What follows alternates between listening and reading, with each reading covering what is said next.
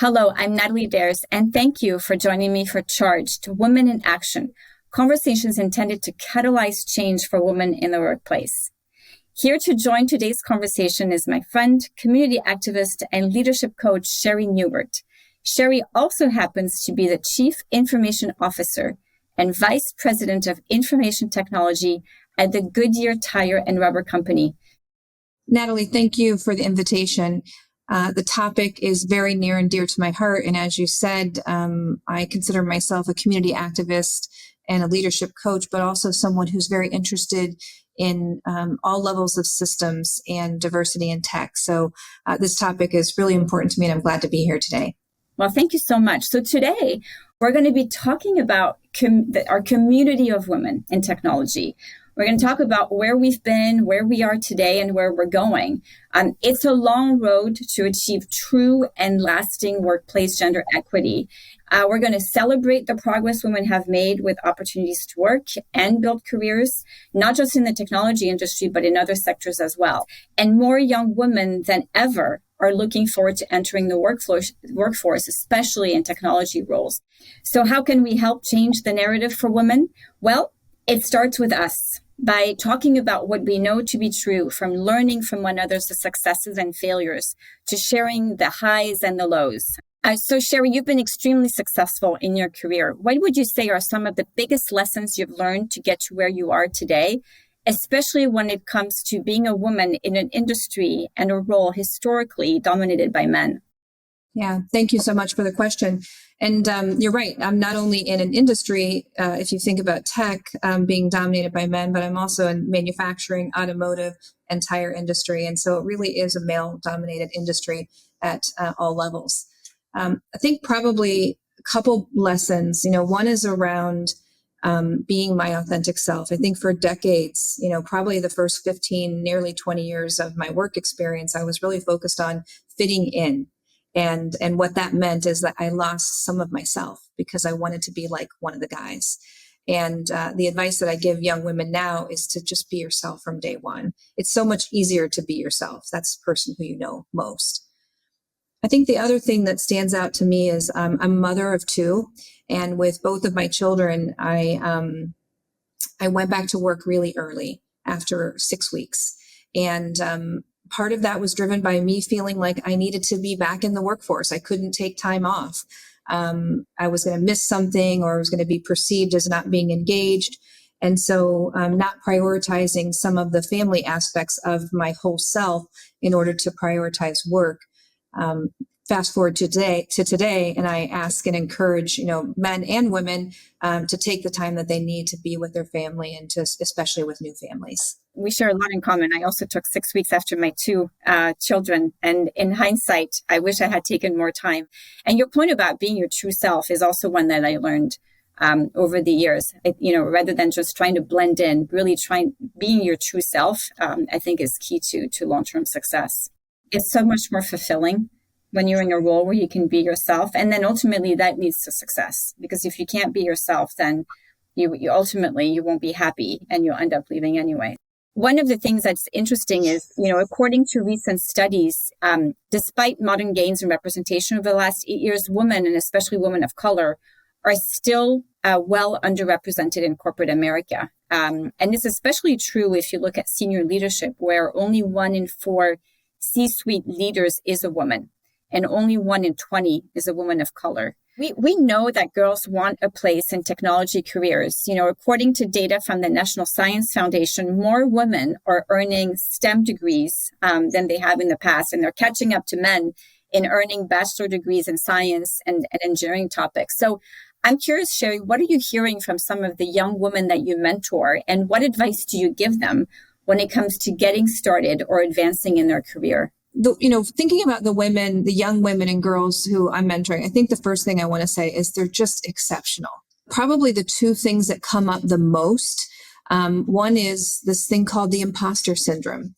And this idea that, this kind of internal belief that they're somehow not as competent as their peers. And they're, maybe a little bit more apprehensive to, ask a question like, I don't understand that, or I don't know about that. And so, they tend to, either feel like they are simply not competent enough, or like what I used to do, which is over prepare. And, to be, exceptionally more prepared than any of my male colleagues for any interaction that I know, 10 times the amount of information that I need to have in case I'm asked. So that's probably the one thing that really stands out. So really what I do when I'm mentoring, women and girls in that area is to encourage them to just ask the first question, and it's okay. Right. Or to encourage them to have others ask questions when they are the presenter, just to really break that ice. The other one that stands out, and it's something that I experienced, but I think that, women and girls continue to experience this. And this is not being invited to the social activities, whether it's the golf or the after work this or drinks that. And what ends up happening is by not being part of that social interaction, they miss conversations, but they may also miss that ability to establish the relationship or, create those bonds. And then of course that impacts their ability to influence in the workplace. And so, what I do with women when I'm mentoring them on this topic is encourage them to create the outing. And so, if they create the outing and create the invitation, it can be a more inclusive type invitation versus one that is just for the guys. I love that. Something I tell the young women I mentor is to really kind of build relationships, both at work and outside of work. I remember years ago, I was at a women's conference and a lady who was presenting said, you never know where you're going to meet people who could help you in your career. Taking that first step to create those relationships is important. And I love the idea of creating the outings first and asking questions too in meetings. I think that helps also build that confidence over time. I think the more we advocate for others and we show the support of other women, the more opportunities they will have to advance. I'm curious what you've seen in your world that's been done or that you're doing to help support women. Yeah. I mean, I think the first thing is, as a leader, it's important to make room for others, right? There's not to have a scarcity mentality. There's plenty of room for everyone.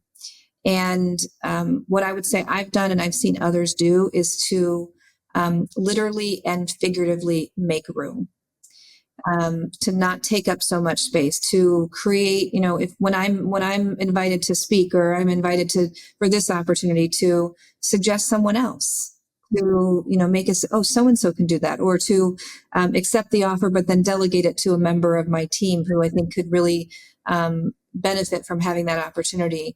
To make suggestions to women on my team for something that they maybe would not have thought of for themselves. And so I think it's really about making room, and I say that literally and figuratively because I've oftentimes been in rooms where, if a woman comes to the room at the end, she might just like sit on the edge of the outside, not even be at the table. And I like scoot all the way over and like put a chair right there and say, come to the table. And I'm looking for that, literally and figuratively. So I think making room is really important. And just, helping to create that confidence by stretching them and encouraging them to reach for an opportunity that they may otherwise not have gone for, putting their name in the pot when there's a new project or initiative coming around. And I do feel that, I've seen others do that, and it makes a difference. Yeah. Really asking them to be proactive, take responsibility not only for their work, but also how they build relationships. Yeah. And I think more time than not, women have to be very proactive and thoughtful about what they want out of their career and how to grow and develop their career, and really take charge of that, of their own goals and the future. And those are great tips for that. Changing gears a little bit, Sherry, we know that women in board director roles contribute to healthier companies. There's a research that was published by the Harvard Business Review that shows that female board members help temper the overconfidence at times of male CEOs and improve overall decision-making for the company. And we also know that female board directors bring greater diversity in viewpoints, and they tend to be more likely to express their independent views than perhaps male directors. So I know that you've contributed to several boards. So can you first talk about how you got into some of these positions and perhaps offer some practical advice to others who might be looking to do the same? And then second, I would love for you to share what unique contributions you felt you brought to the table, especially as it relates to your male peers. I realized that I had a yearning to contribute to my community in a different way. And so I partnered with Goodyear's community engagement organization to find the boards and volunteer activities that were right for me. And this is, we talk about time, talent, and treasure. So really, where did I feel I could make a contribution that was also consistent with the mission of Goodyear's community outreach and engagement? You asked the question about how I have contributed, I think, uniquely as a female leader. And I've had an opportunity now over these years to be on a number of boards, including leading several boards. And I think one of the things that I do, and this, I don't think is necessarily unique to being a female leader, is just, building the strength finder. What are those contributions that I have, but also the ability to develop and recruit board members for leadership succession. So that's a built-in strength for me, is to be able to help identify and develop talent. But when I've led boards, my philosophy is to do so with the respect of the board members, respecting, whether they're volunteer or not, but to stay true to the organization's mission, to create a fun environment, and then cohesion. And that might be the aspect that is maybe a little bit more feminine, is to be more focused on harmony and cohesion, and having fun on the board as well. That's great. One of the things that I think is fascinating is that firms that have 30% of leaders are women have a 15% increase in profitability compared with similar firms with no female leaders. And this was research done by the Peterson Institute for International Economics. And I've seen firsthand the difference women in leadership and executive positions can have on the overall company success. I've had the privilege of working with many amazing women here at Microsoft and these women are in very important roles. And I see the significant contributions that they make to the bottom line. And it's apparent to me, but also to many others as well. And while women do need to champion on their own behalf, I also believe, to your point, more and more males in decision-making roles also see the real benefit to having a more diverse female perspective at the executive table. I've been at Goodyear for 20 years, and within about 4 or 5 years of being at the company, I was really fortunate enough to have a mentor who eventually became a sponsor and a real advocate for me. And that was my predecessor, the former CIO of Goodyear. And as a male in the organization who had over 40 years of experience, he had the network. He understood the hierarchy. He was really able to coach and mentor me, and to create opportunities for me to get exposure and to get new opportunities. In fact, when I had one opportunity to move to Europe with my family, and he was really, a real strong force behind that assignment for me. What changes have you seen, let's say over the course of the past maybe couple of years, that has demonstrated to you progress when it comes to women getting more leadership opportunities in the workplace? I think that, first of all, the biggest change that I've seen from a United States perspective is, on a macro level, the vice president of the United States is a woman, and a woman of color. And I think that representation and role models for young women and girls is crucial.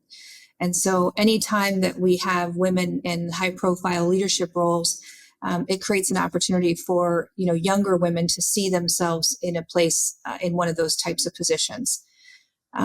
The other things that are relatively new, I guess, in the last couple of years, one is increased awareness and accountability. I feel like, companies are becoming more transparent and accountable for their diversity and inclusion efforts.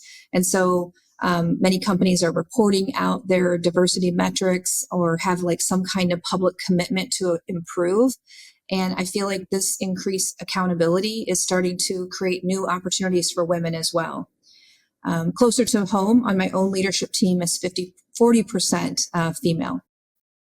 Yeah, you touched on a few things. I think that the point about, publishing results, I think that helps keep the dialogue going. But also it puts some ownership on companies to drive results, right? Talking openly and honestly about these things really helps the conversation going and improves the workplace for women in general. Yeah, I think the other thing that I'd add is that the way remote work has changed the perception of how women can contribute in the workforce.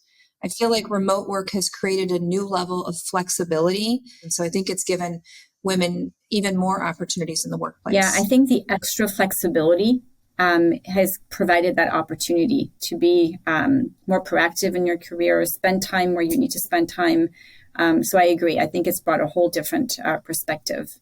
We know that women have a strong interest in technology, and they have proven that they have a place at the table. And because of this, Sherry and myself and many of our peers feel a sense of responsibility to help try and make it better for those who are up and coming and for generations still to come. And, here we are, two women leaders in technology roles in this discussion today, each one of us with more than 20 years of experience, wanting to change the narrative for future women in the same roles, and with many more women out there actively helping to transform it for the next generation. So, Sherry, thank you so much for joining me today. I'm incredibly grateful that you took the time to have this important conversation and share your experiences. I'm grateful to you. Thank you for the opportunity, and thank you for keeping the conversation going. Absolutely. Thank you as well. We can only change the narrative if we become our own heroes first and concentrate on our own superpowers and what we bring to this world. It feels very empowering to have great self-talk, self-belief, and self-love. It is mindsets like this that have and will continue to help women take more control over the conversation and lend our collective voices to this important conversation. We're in this together. Stay charged, take action, and be good to yourselves.